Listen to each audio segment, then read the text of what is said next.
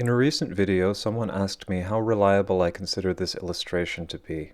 I consider this illustration fairly reliable.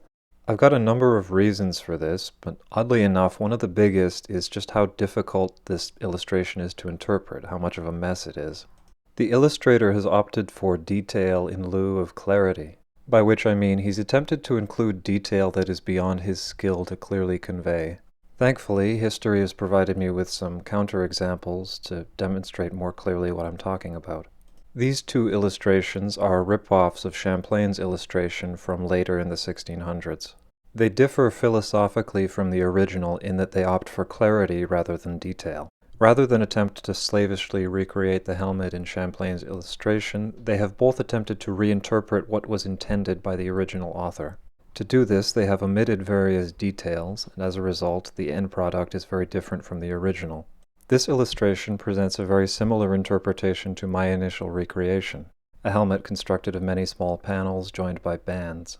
This illustration presents a similar interpretation to many of my commenters, presenting a helmet made of a series of coils of rope surrounded by a crown of small panels. I want you to note the many small differences between the illustrations. One that I find particularly informative has to do with the back shield. On the original, this is clearly shown to be in 3 segments. These 3 segments are joined with leathers, as suggested by the horizontal black bands that cross over the border of the middle segment. Both of the reproductions have omitted these details. Notice the lowest course on the helmet of the original.